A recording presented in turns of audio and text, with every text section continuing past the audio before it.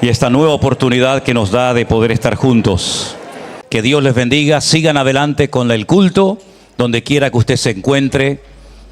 Sigan adelante siempre con el Señor y nunca lo abandonen. Porque como dijo el apóstol Pedro, ¿a dónde vamos a ir? ¿A dónde voy a ir ahora? Ahora que te conozco a ti, Señor. Solamente tú tienes palabras de vida eterna. Hermanos, vengo observando hace ya bastante tiempo, y yo lo noto más porque al estar a veces tanto tiempo fuera, cuando vengo me pasa que hay gente que no conozco. Y a veces me ha pasado, muchas veces me ha pasado, y me temo que me siga pasando, que me acerco a una persona para saludarlo, para darle la bienvenida, para preguntarle cómo se llama, si está por primera vez, y me dice, no, yo llevo aquí 2 o 3 meses viniendo, hermano. Digo, ay, perdone.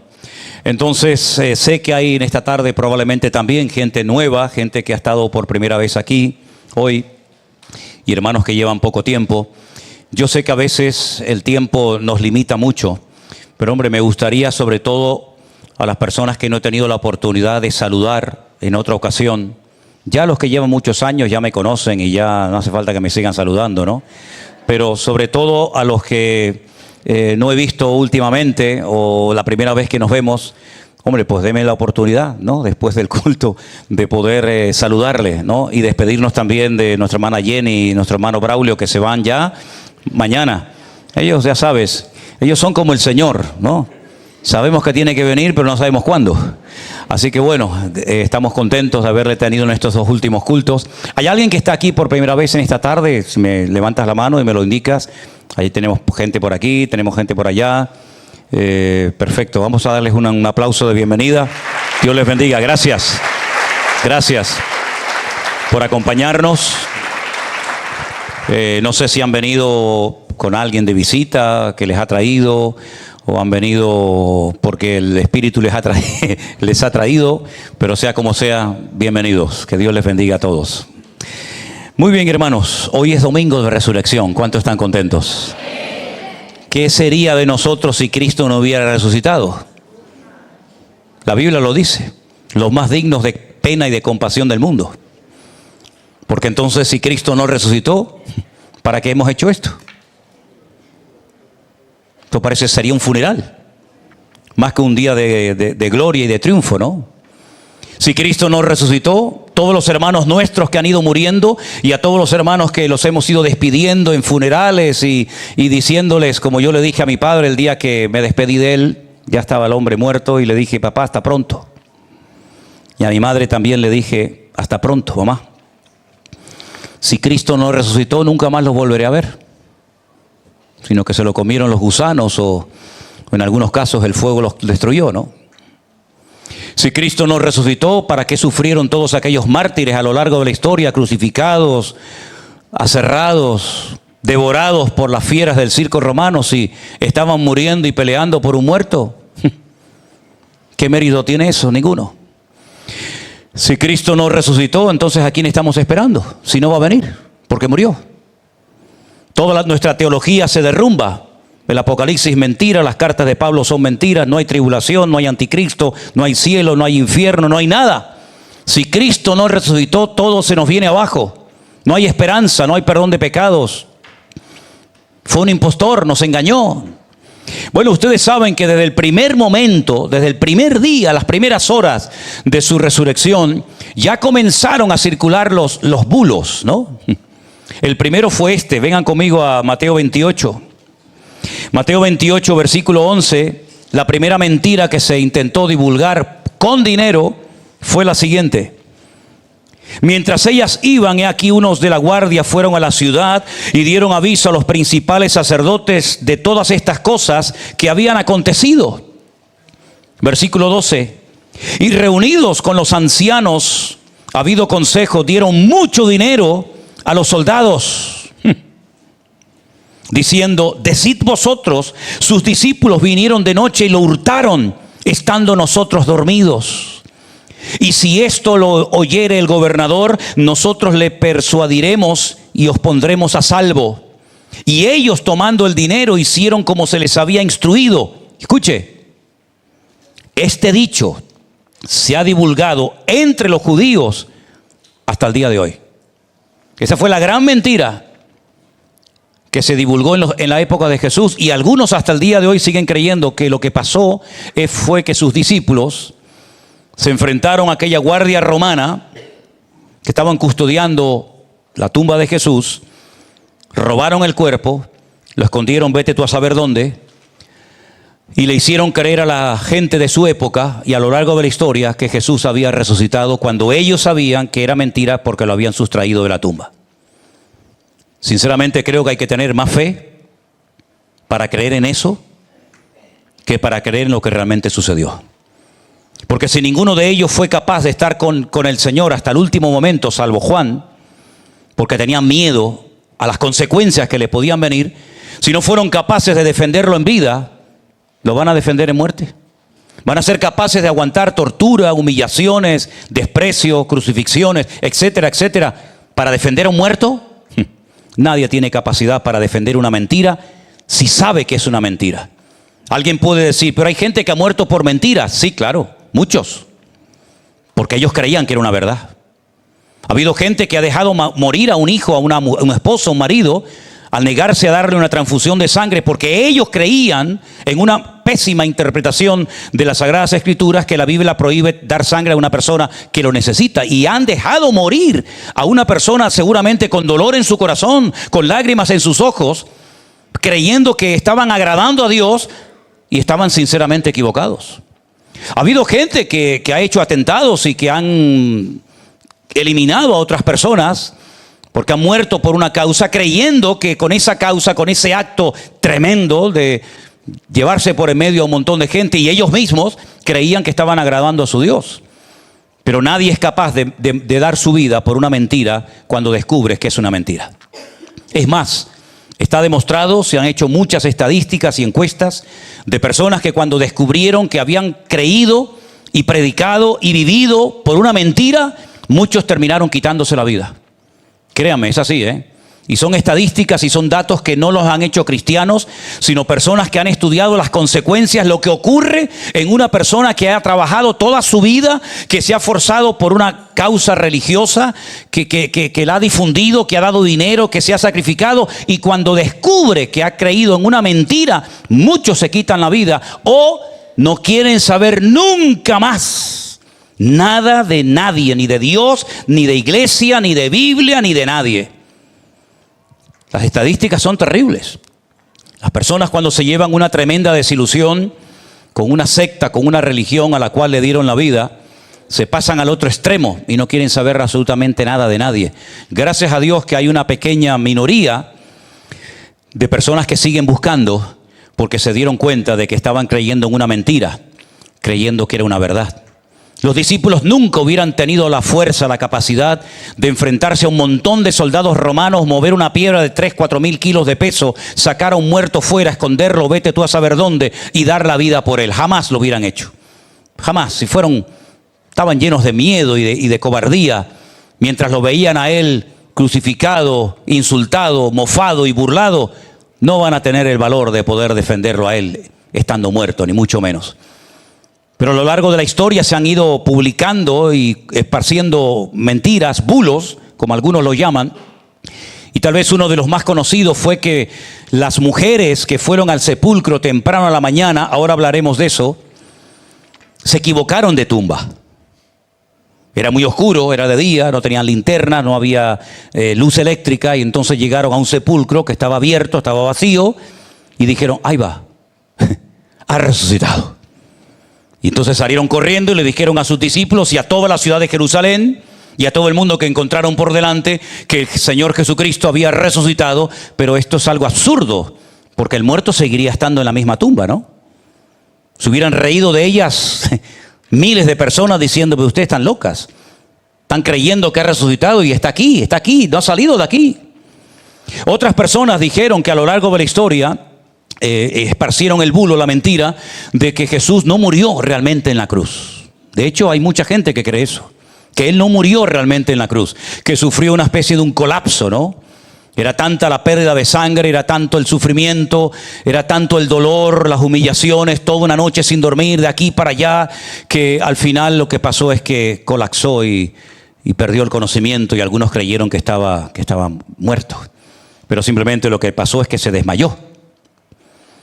Bueno, y entonces lo metieron en un sepulcro, lo tienen ahí 3 días sin beber agua, sin recibir ningún tipo de atención médica, las heridas ahí abiertas, seguiría sangrando lógicamente, y al 3er día pues vuelve en sí, se despierta, le entra así, no sé, un poquito de aire, mueve la piedra, los soldados están fuera y se tumban al suelo porque se asustan, y él sale y dice: resucitado de los muertos.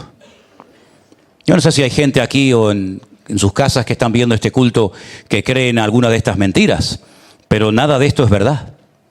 Si ustedes analizan, digamos, de una forma, legal, ¿no?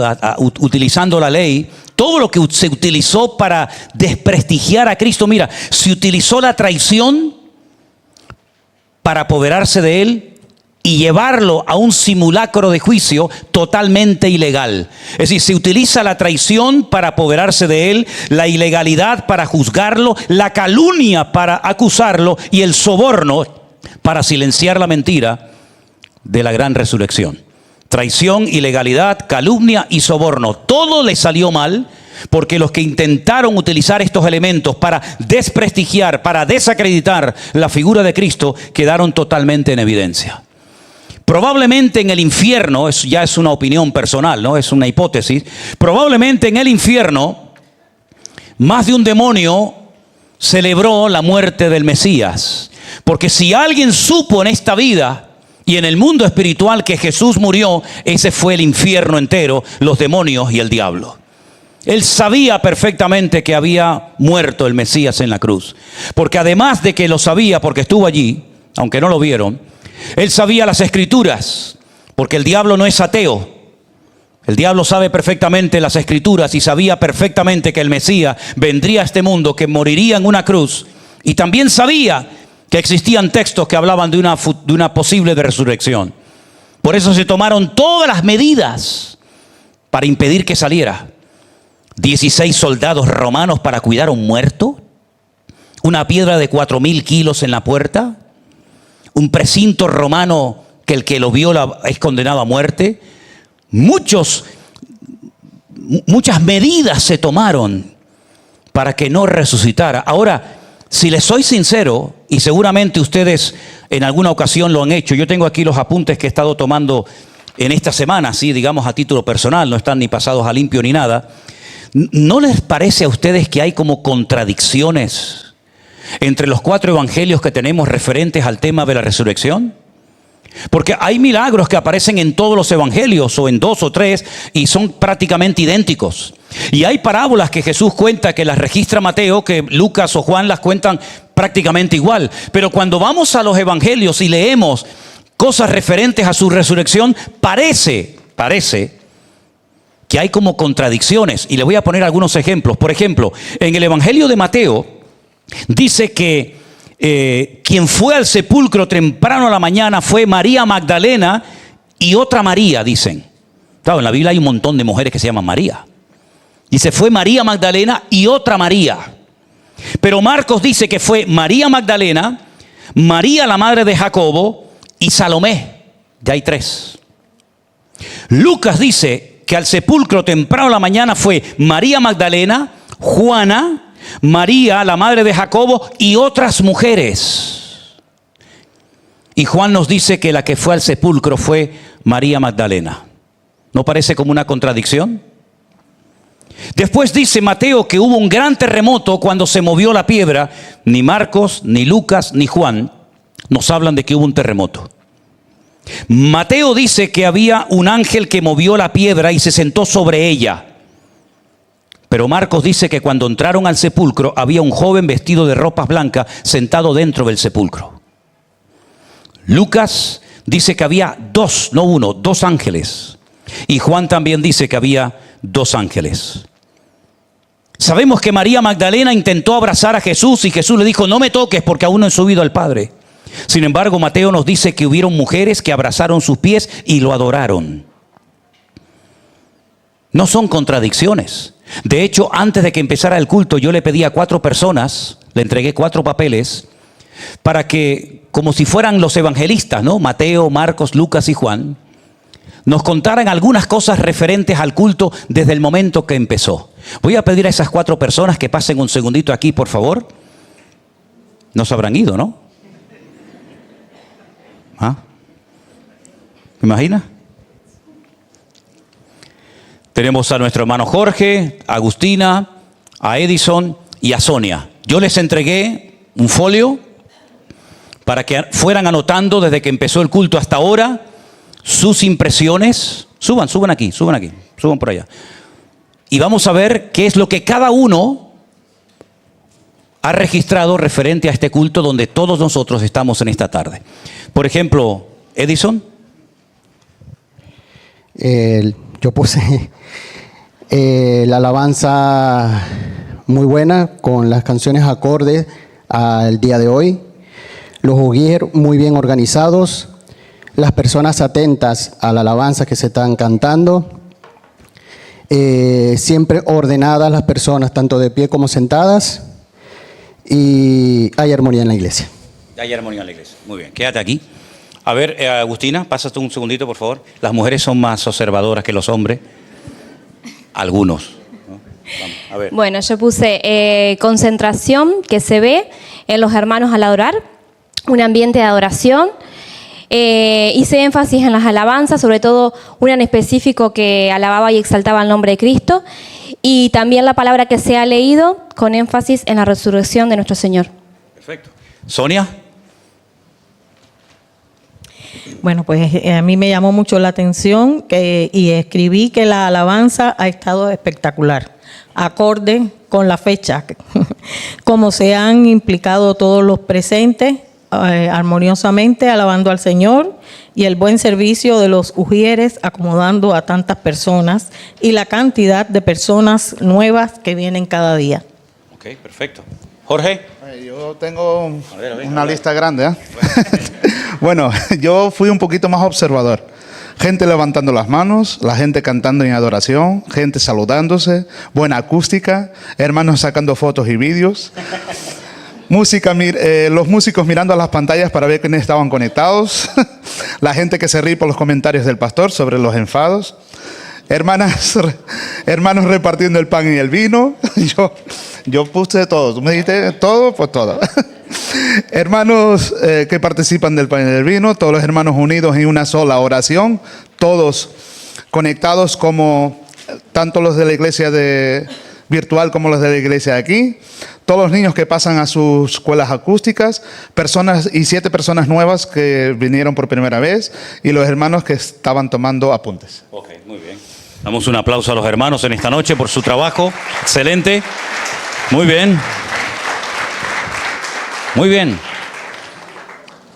4 personas que están en el mismo culto, viendo las mismas caras, cantando las mismas canciones, pero cada uno de ellos ha registrado desde su punto de vista lo que quiere destacar. ¿Cuál de los 4 ha dicho la verdad? ¿Seguro? ¿Hay contradicciones entre ellos? En absoluto. Simplemente que uno destaca las visitas, otro destaca la música, otro destaca el tema de los sugieres, etcétera, etcétera. No ha habido ni una sola contradicción entre ellos. Ninguno ha dicho que la alabanza ha sido un desastre, más le vale. Todos han coincidido que ha sido un buen tiempo de alabanza, etcétera, etcétera. Son 4 personas en el mismo culto, el mismo día, contando desde su punto de vista lo que les ha parecido la reunión hasta este momento. Si tuviéramos que imprimir un libro, llamado el libro de Jorge, el libro de Sonia, el libro de Agus y el libro de Edison, pues leeríamos las versiones de cada uno de ellos de la misma reunión, pero sin embargo uno nos da un dato que el otro omite o destaca un dato que éste ni siquiera lo menciona. Seguramente no fue una sola visita al sepulcro, sino fueron varias las visitas al sepulcro. De hecho, encontramos, por ejemplo, una visita de María Magdalena y digamos una mini conversación con el maestro, cuando ella se pone a llorar y le dice el Señor, o le dice un ángel, no busques entre los muertos al que vive, porque ha resucitado. Y ella dice que escucha su nombre, María, y se da la vuelta y era el Señor. ¿Por qué? Porque en ese momento lo que se quiere destacar es que una mujer que fue liberada de demonios, concretamente 7, que fue una de las mujeres que recordó, porque a mí me llama la atención, y esto me tiro piedras contra mi tejado, que ningún hombre fue al sepulcro temprano en la mañana. No sé si es porque las mujeres se levantan antes que los hombres o porque estaban muertos de miedo y les daba miedo que los vieran. Por el motivo que fuera, ni un hombre fue al sepulcro. Ni Juan, ni Pedro, ni Santiago, ni Felipe, ni Bartolomé, ninguno. Todas las personas que fueron al sepulcro, todas eran mujeres.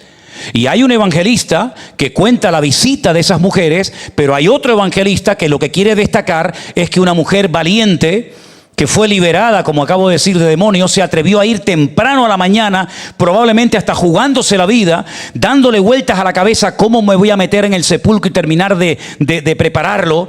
Porque todo fue muy rápido en el día del reposo, ¿y quién me va a remover la piedra? Y eso es lo que quiere destacar el evangelista. Pero luego también tenemos la visita de Pedro y Juan, que salieron los dos corriendo al sepulcro. Dice la Biblia que Juan llegó el primero, pero como que le dio miedo entrar, y de repente llegó Pedro y entró el primero, entró, vio y creyó. Es decir, no hay ninguna contradicción entre ellas, sino que son versiones diferentes, complementarias de un mismo acontecimiento que sin lugar a dudas fue lo que más les golpeó en esta vida. Porque claro, ver a Jesús caminar por encima de las aguas tuvo que ser algo impresionante. Ser un instrumento para estar comenzando a repartir panes y peces y no se acaba nunca, tuvo que ser una experiencia increíble, inolvidable. Ver la resurrección de Lázaro, después de haber estado días metido en ese sepulcro, tuvieron que ser experiencias tremendas. O ver, por ejemplo, a un ciego de repente ver, o a un mudo hablar, o a una persona en la cual habitaban miles de demonios liberado instantáneamente. O ver a un paralítico caminar, o ver a un leproso limpiarse inmediatamente delante de ellos. Tuvieron que ser experiencias que los marcaron. De hecho, una de las experiencias que más marcó a Pedro, y él lo cuenta en una de sus epístolas, es cuando él estuvo en el monte de la transfiguración. Dice, allí estuvimos nosotros y vimos su gloria. Pedro conoció a Moisés. Pedro vio a Elías hablando con el Señor en el monte de la transfiguración. Y él cuenta esa experiencia como algo que lo marcó para toda la vida. Pero sin lugar a dudas, la experiencia que más los marcó fue la resurrección. Porque jamás en la vida podían dar crédito a la resurrección de Jesús. Porque para ellos ya era parte de lo normal, de la lógica, que su maestro sanara a los enfermos. Para ellos era normal. Ellos sabían que habían fracasado en algunas ocasiones cuando quisieron ayudar a un niño que estaba poseído y fue un fracaso. Pero ellos sabían que para Jesús no era ningún problema sanar a un paralítico, a un ciego, a un mudo, libertar a un endemoniado. Ellos ya estaban acostumbrados a eso. Prueba de ello que uno de sus discípulos, Juan, dice, yo no me dediqué a escribir todo lo que Jesús nos enseñó. Yo no escribí en mi evangelio, ni ninguno de nosotros se atrevió a escribir todo lo que él hizo, porque pienso que no cabrían los libros en el mundo. Esto es un pequeño resumen para que creyendo en estas cosas tengáis vida eterna en su nombre. Para ellos, ya digo, era normal ver milagros todos los días. Yo creo que llegaron incluso ya a acostumbrarse a decir, ¿qué milagros vamos a ver hoy? Pero lo que no era normal para ellos es ver que su maestro era crucificado en una cruz y que al tercer día resucitara de entre los muertos. Para ellos era una experiencia única. Nunca se podían haber imaginado que su maestro podía haber resucitado de la tumba. Y eso fue lo que permitió que esta gente viajara por todas partes del mundo conocido, esforzándose en barcos de vela, caminando, siendo perseguidos, torturados, expulsados de las sinagogas. Pero se esforzaron y todos dieron su vida por la causa de Cristo, porque todos tenían un denominador común. Todos repetían lo mismo, Él vive, Él no está muerto, Él ha resucitado. Hermanos queridos, nosotros no vivimos esa experiencia en carne propia. Nosotros ni siquiera fuimos discípulos de Jesús en aquella época. Ni siquiera podemos imaginarnos si Él tal vez nos hubiera llamado a nosotros. Si hubiéramos vivido en aquel momento para ser uno de sus discípulos. Yo no sé si el Señor me habría llamado a mí para ser un discípulo de Él, no lo sé. Pero lo que sí sabemos, mis queridos hermanos, es que esa experiencia de la resurrección de Cristo para nosotros es la piedra fundamental de nuestra fe. Porque repito, si Cristo no hubiera resucitado, Nosotros, queridos hermanos, ¿qué mensaje tendríamos que darle al mundo? Por eso el apóstol Pablo escribe 1 Corintios capítulo 15, que lo hemos leído en esta tarde, por lo menos una parte, y él dice cosas tremendas. Yo simplemente las voy a volver a repetir porque ya se leyeron. Si no hay resurrección, Cristo tampoco resucitó. Si Cristo no resucitó, nuestra fe es vana y nuestra predicación también. Y somos hallados falsos testigos. Claro, estamos hablando de alguien que vive cuando no resucitó. Dice más adelante, porque si los muertos no resucitan, tampoco Cristo resucitó. Y si Cristo no resucitó, nuestra fe es vana y estamos todavía en nuestros delitos y en nuestros pecados. Entonces los que durmieron en Cristo perecieron. Imagínate la fe de Abraham, de Moisés, de todos aquellos patriarcas y profetas que estaban esperando y anhelando que en su tiempo, en su generación, viniera el Mesías y cumpliera las profecías. Si Él vino y no resucitó, toda aquella gente murió en vano por una fe inútil, absurda. Si en esta vida solamente esperamos en Cristo, somos los más dignos de conmiseración de todos los hombres. Pablo dedica un capítulo entero de la carta a los Corintios para decir, hermanos, se ha infiltrado en la iglesia una doctrina que está haciendo mucho daño a la iglesia. Algunos dicen que la resurrección no existe. Y otros creían que ya se había producido. Las dos aspectos negativos de esta falsa herejía o doctrina. Repito, algunos creían que la resurrección no era real. Es algo que se predicaba pero que nunca se iba a producir. Y por lo tanto en Cristo tampoco se había producido. Pero la otra parte decían, bueno, sí creemos en la resurrección, pero como algo que ya ha sucedido, que no nos ha afectado a nosotros, no sabemos por qué. También en cierto sentido les pasó algo parecido a los tesalonicenses, porque ellos creían que la resurrección, la primera resurrección, se había producido y ellos no habían formado parte de ella y se habían quedado en un periodo terrible, la segunda parte de la gran tribulación. Y Pablo dice, no, hermanos, no. Nosotros no somos como los que no tienen esperanza. Nosotros creemos que si Cristo murió y resucitó, nosotros también resucitaremos juntamente con Él y recibiremos el galardón y la recompensa. Y tiene que poner orden y tiene que dar una enseñanza coherente, una sana doctrina para que la gente crea lo que hay que creer y descarte lo que no hay que creer. Hermanos queridos, yo sé que el tema de la resurrección para muchas sectas y religiones pues es algo que no les cabe en la cabeza. De hecho, por ejemplo, el Islam dice que Jesús no murió. Porque claro, si ellos aceptan que Jesús murió en la cruz por nuestros pecados, pues se le viene abajo toda su doctrina. Entonces dicen que fue un profeta, fue un buen hombre, pero que no murió en una cruz, sino que fue directamente llevado al cielo. Hermanos, nosotros tenemos una base y esa base está en la palabra de Dios, en las Sagradas Escrituras. Y la Biblia dice que Él murió conforme a las Escrituras y resucitó conforme a las Escrituras. Y la cruda realidad, bendito sea Dios, es que Él resucitó riéndose en la misma cara de la muerte. Por eso Pablo dice, ¿dónde está ahora, muerte, tu aguijón? ¿Dónde, oh sepulcro, tu victoria? Por eso, mis queridos hermanos, cuando tú oras, tu oración está siendo oída y va a ser respondida. Porque no oramos a un cadáver, no oramos a un difunto, no oramos a alguien que fue muy carismático, muy poderoso, muy elocuente, todo lo que ustedes quieran mencionar, pero al fin y al cabo era uno más. Nosotros no oramos en el nombre de Abraham, y mira de quién estoy hablando, el padre de la fe, el amigo de Dios.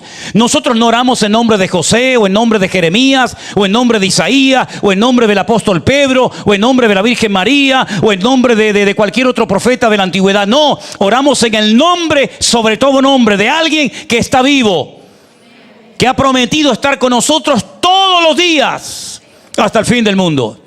Porque no solamente resucitó, lo cual es algo increíble y maravilloso, sino que cuando Él resucita sigue dando órdenes e enseñanza e instrucciones a sus discípulos, y una de ellas es la de ir por todo el mundo y predicar el evangelio a toda criatura.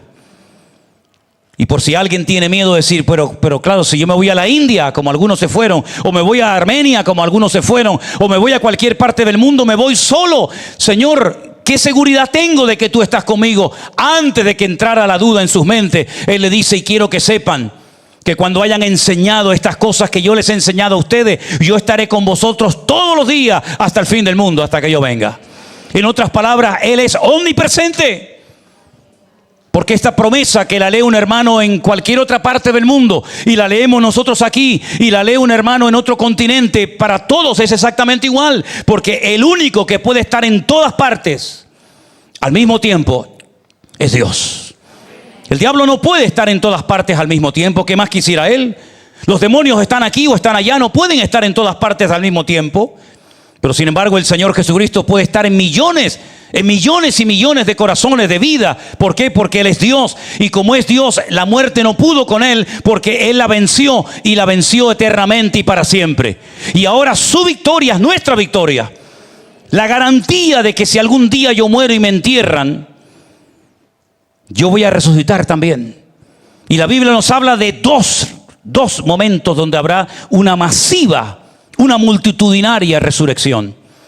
Ustedes pueden leer, por ejemplo, esto en el Nuevo Testamento, pero cuidado, también en el Antiguo Testamento se hablan de ambas resurrecciones, una para vida y otra para muerte. Daniel capítulo 12, y en aquel día muchos de los que duermen en el polvo de la tierra serán despertados, uno para vergüenza y confusión eterna, y otros para luz y bendición eterna y perpetua. ¿Quiénes son los que van a formar parte de la primera resurrección? Todos aquellos que depositaron, todos aquellos que murieron en Cristo, todos aquellos que en vida, no en muerte, en vida, reconocieron al Señor Jesucristo como su Señor y Salvador personal. Esos formarán parte de la primera resurrección. Es decir, si la semana pasada enterramos a un hermano, o si quieren esta semana se puede morir alguno para hacerlo más gráficamente, ¿No hay algún voluntario? Ok, seguimos entonces adelante. Si un hermano muere hoy y otros quedamos en vida, esa persona que murió será primeramente resucitada y luego los que vivimos, los que hayamos quedado, seremos arrebatados juntamente con ellos para recibir al Señor en el aire. Pero habrá millones de personas, lamentablemente millones, miles de personas que no quisieron creer en Jesús, que no le hicieron caso a su hijo cuando le decía: papá, ven a la iglesia, reciba al Señor Jesucristo. Déjate de tonterías, vas a vivir ahora del cuento y de la religión. Y todos esos comentarios que hemos oído, ¿no? ¿Qué va a pasar con esa gente cuando muera? Si no forman parte de la primera resurrección, los que se burlaron, los que se rieron de Jesús, tantos millones de personas que hicieron todo lo posible y utilizaron todos los recursos que tenían a su disposición para negar el cristianismo, para burlarse de la Biblia. ¿Qué va a pasar con todos esos millones de personas? La Biblia dice que también van a resucitar al final de lo que se conoce como la gran tribulación. Resucitarán delante del juez justo de toda la tierra y el Señor abrirá el famoso libro de la vida. Y el que no se haya inscrito en el libro de la vida será arrojado al lago de fuego y azufre. Y dice que esta es la muerte segunda. Por eso dije en una ocasión, y lo quiero volver a repetir hoy: el que nace una vez muere 2 veces. Pero el que nace 2 veces muere una sola vez. Si usted simplemente nació físicamente, pero no nació de nuevo, no le entregó su vida al Señor Jesucristo, usted morirá 2 veces. Morirá físicamente y volverá otra vez a morir espiritualmente, desterrado por la eternidad de la presencia del Señor. Pero si usted, aparte de su nacimiento físico, donde quiera que fuera, nació de nuevo, reconoció a Cristo como el camino, la verdad y la vida, como su Señor y Salvador personal, usted solo morirá una vez. ¿Por qué?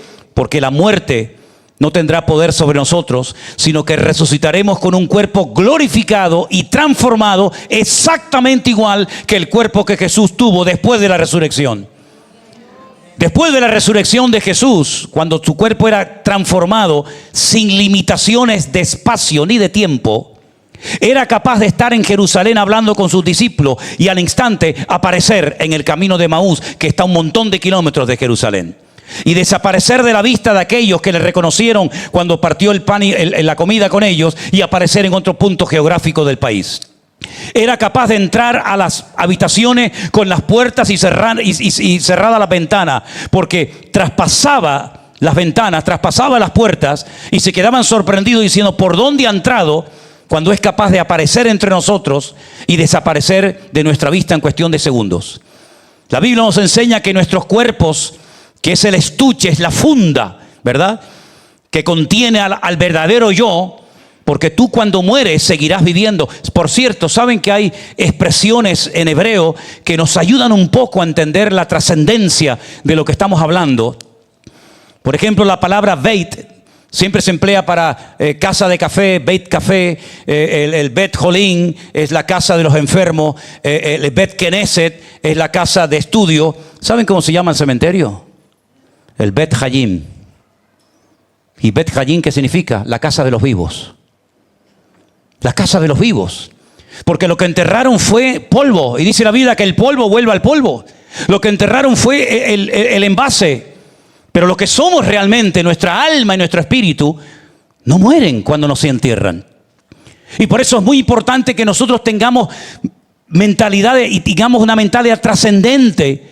Y nos demos cuenta, queridos hermanos, que cuando usted lo entierren y lo metan en un nicho o le hagan lo que sea, su alma, su espíritu va a seguir con vida.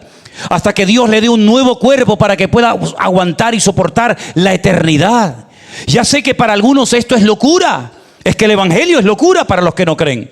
Ya sé que algunos dirán, pero este hombre se ha vuelto loco. Totalmente loco, hermano. No tengan miedo en llamarme loco. Estoy totalmente, se me fue la cabeza. Totalmente fuera de sí. Ya se lo dijeron a Pablo. Pablo, estás loco. Dice, no, me da igual. Pero tenemos un manicomio, tenemos un Dios que nos ha salvado, un manicomio de oro, con las puertas de perla y las calles de oro, que nos está esperando a los que hemos creído y depositado nuestra fe y nuestra confianza en el Señor. Esa es nuestra bendita esperanza. Yo sé que volveré a ver a mis seres queridos si murieron en Cristo. Yo sé que veré a Abraham, a Moisés, a David. Y madre mía, cuántas preguntas tendré que hacerle, sobre todo a Pablo. Pablo, estuve 45 años hablando de ti y no te llegué ni en la suela de los zapatos. Por favor, explícame qué era el dichoso aguijón. ¿Qué era el aguijón? A ver, explícame eso. Jonás, a ver, ven para acá. ¿Por qué te enfadaste cuando la gente se convirtió, Jonás? ¿Por qué eres así, mi niño? Vamos a tener toda la eternidad para estar en la presencia del Señor. Y yo sé que la fe es locura. Querer razonar todo esto con una mente racional, ya sé que es tremendamente complicado. Pero hermanos queridos, la fe que Dios nos ha dado nos permite aceptar esto y mucho más. Y yo sé que mi Señor Jesucristo está vivo. Y aunque nunca hubiera leído la Biblia,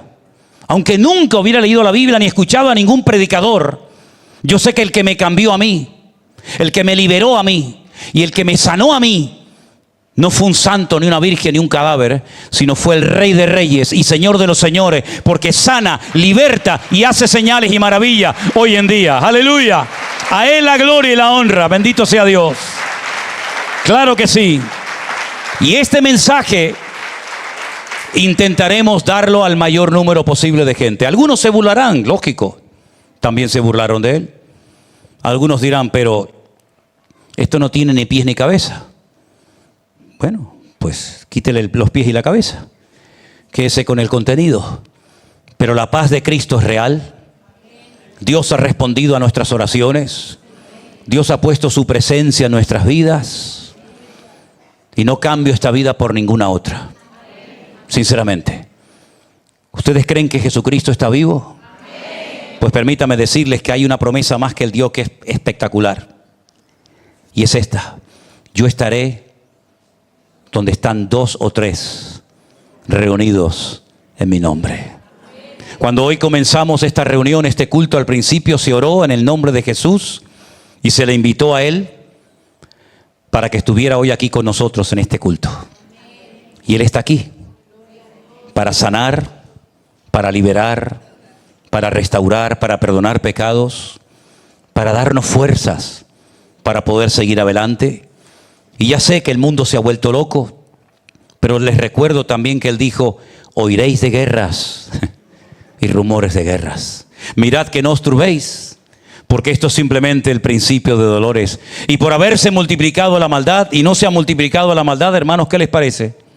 Y por haberse multiplicado la maldad, el amor de muchos se enfriaría, más el que persevere hasta el fin, este será salvo. Yo quiero llegar hasta la meta con la ayuda del Señor, y todos y cada uno de nosotros nos vamos a esforzar para poder cumplir el llamado que Dios ha puesto en nuestras vidas.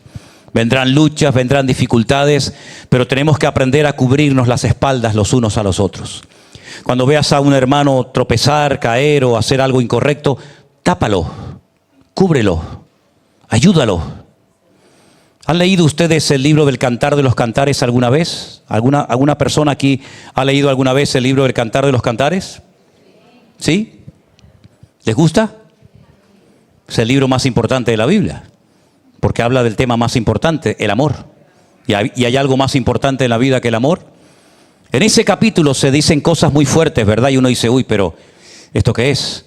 Bueno, pues te voy a contar una cosita fuerte del Cantar de los Cantares. En plan poético, hay unos que dicen, oye, tenemos un problema entre nosotros. Nuestra hermana ya está en edad de ser pedida para matrimonio. Pero nuestra hermana no tiene pechos. No se pueden ir a Colombia, a Venezuela a operar, ¿no? ¿Cómo se ríe? ¿Qué vamos a hacer cuando nos pidan a nuestra hermana en matrimonio y vean que nuestra hermana no se ha desarrollado y no tiene pechos?